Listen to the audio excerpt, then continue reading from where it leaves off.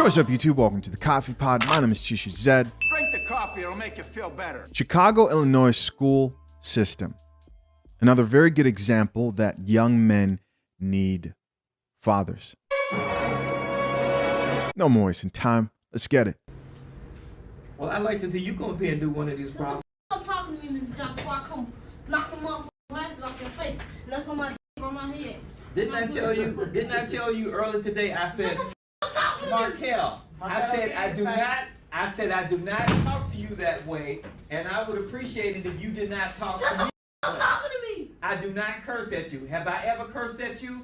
Yes. I have never cursed at you. Yes, you have. You know that's not true. I bet I can put up some problems that you don't even know, Mr. Johnson. You probably could. Exactly. Come on, put some problems on the board. I tell you. You. Oh, that's Get away from the computer. Shut the f up. Take the coat off. That's why you don't know how to do the problem. Take the coat off. Take the coat off. I don't got to. Take the coat off. It's I'm my asking. coat. You will get it at the end of the day. Take the coat off. I ain't gonna take some. Take the coat off. I'm asking you to take the coat off. One more time, Markel.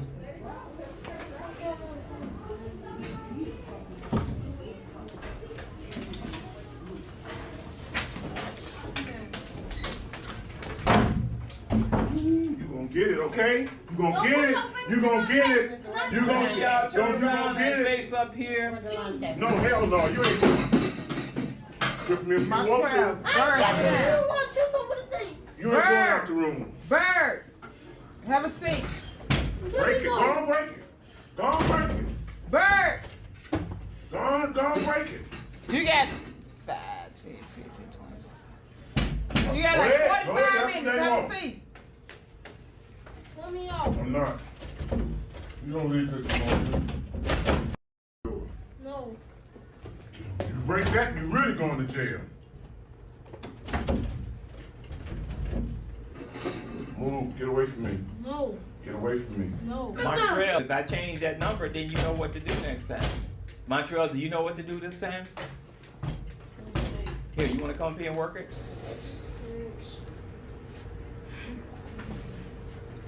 I said, all we do is substitute values. What's 6 times 2?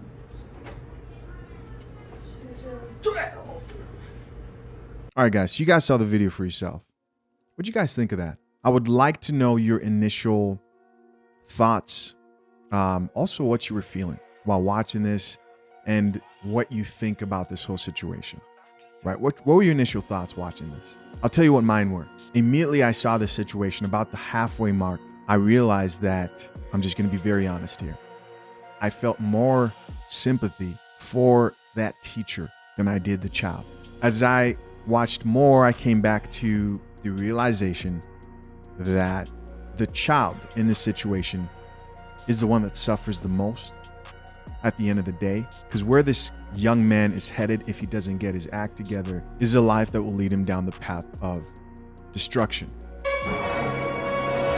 Now, I've said this in another video, and depending on where you are teaching, if you're a teacher today, depending on where you're teaching, this has to be one of the most challenging times for teachers. Why? Because young men, young women, students are probably the most disrespectful and show no regard to authority in the classroom. More disrespectful than I believe they've ever been in the past. It must be a challenging thing to have a passion for teaching, because you know, teachers don't teach because they make money, because they don't make a lot of money. But the odd thing is, you can ask most people to name their 5th grade teachers, their high school teachers, and they can name multiple teachers. Probably the people who they can remember the most might have had some of the most impact on their life. Listen, teachers work hard. Most people don't forget their teachers. And I appreciate my teachers so much for my past that I even forgive them for not teaching me certain things, like how incredible a product like Teach Hanley is. how every man needs to use this product, and how they also happen to be the sponsor of today's video. Now, as usual, I'm excited to talk about Teach Hanley, and you've probably heard me talk about them in the past, and I'm going to keep talking about them because I know the positive impact their product will have on your skin. Listen to me. I don't think a lot of you guys believe me when I tell you how much implementing a quality skincare product actually helps your confidence. A lot. Teach Hanley makes taking care of your skin uncomplicated. So I recommend that you start with their level 1 system, which comes with all their basics. A daily face wash, an exfoliation scrub, an AM moisturizer with SPF 20, and a PM moisturizer. And to make it even more simple for guys like us, they provide an instructional card that tells you which product to use, how much, and when. And I gotta be honest, for someone like me, the card really helped. I like that coffee. Guys, skincare wasn't something I ever took seriously. I would like break out here and there and just kind of wait for it to go away. But now I have a solution, right? And it's Teach Hanley. It's what I'm showing you guys right now. It actually works. But you don't have to just take my word for it. They have over 5,000 5-star reviews from customers all over the globe. And in addition to amazing skin, members of Teach Hanley get plenty of benefits, including 20% off the retail price, access to exclusive monthly deals, pause and cancel at any time, and free US shipping.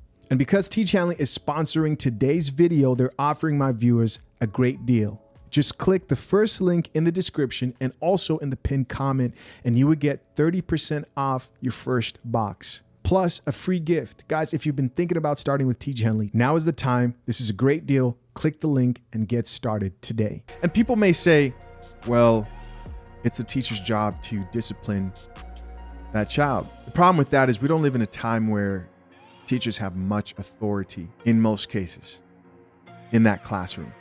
And I'm assuming, considering this being Chicago, the single mother rate in this area must be through the roof. You're dealing with a generation of women at large, not just in Chicago today, that believe that they don't need fathers to raise up young men who can be respected, who can also respect themselves and respect authority. They think they can control these young men until they get to this age and they start being defiant.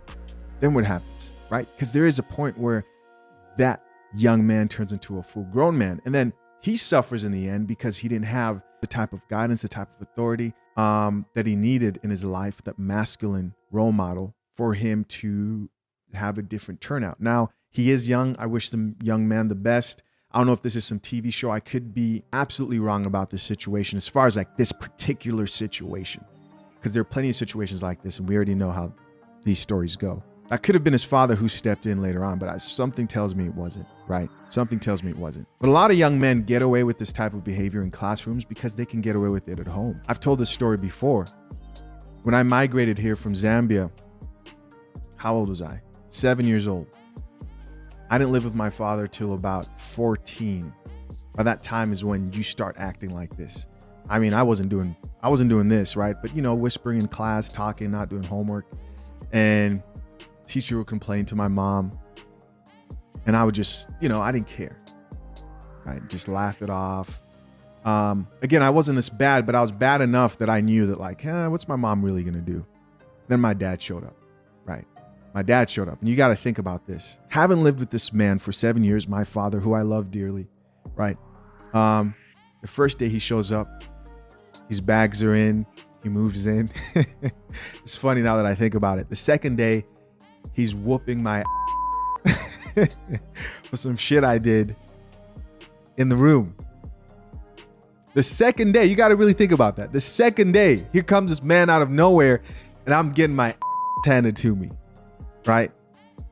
I look back, I needed that. Everything changed that day. There was a new king in that house, and I walked around a whole lot differently and thought of consequences a whole lot differently.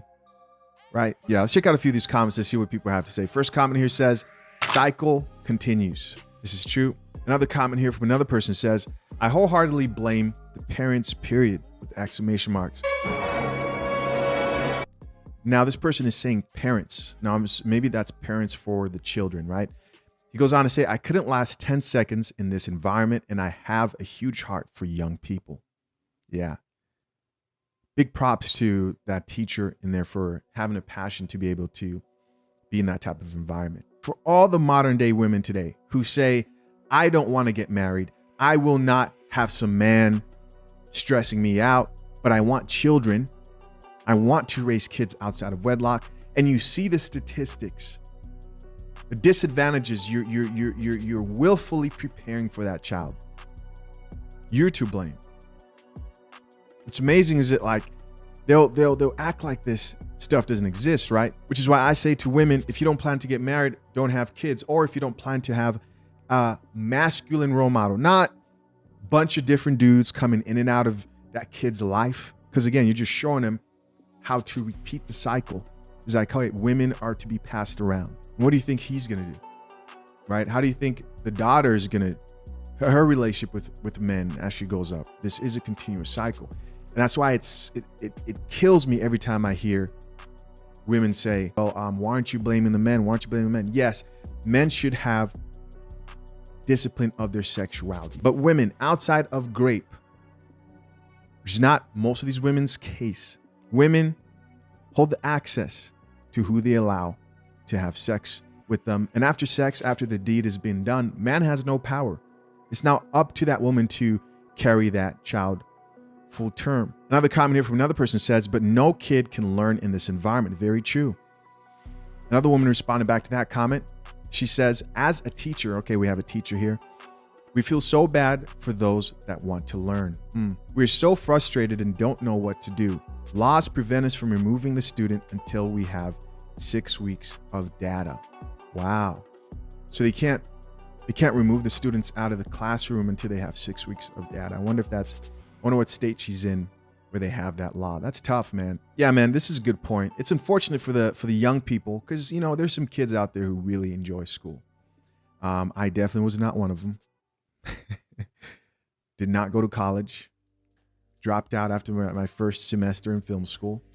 But, you know, I was learning, you know, but I always knew I wanted to do the media thing. I'm getting sidetracked over here. But there are young people in class who are by consequence affected by that one child. And this is what happens. This is how much damage a child can do in this life, or a human being, because somebody wanted to be selfish, because somebody couldn't accept accountability, learn to cooperate with the man, build a family. Everyone suffers. Society at large suffers just because you don't drink coffee. No, I'll have a tea actually. Next comment from another person says, parents ready to blame the school system. No. Nope. Another comment here says, your child when outside home is direct representation of you as parents. This child is showing how home life is in a public setting. He thinks it's normal. Listen, guys, as always, curious to know what you think. Leave your comments down below. How would you have dealt with the situation? Do you think there's solutions that can be implemented to fix this type of a situation? What do you think these teachers, their motivation is to continue dealing with this? More power and props and respect to teachers out here, especially if they're in this type of teaching environment. I appreciate you guys for checking out another episode of The Coffee Pod. Till next time, I'm out. Peace.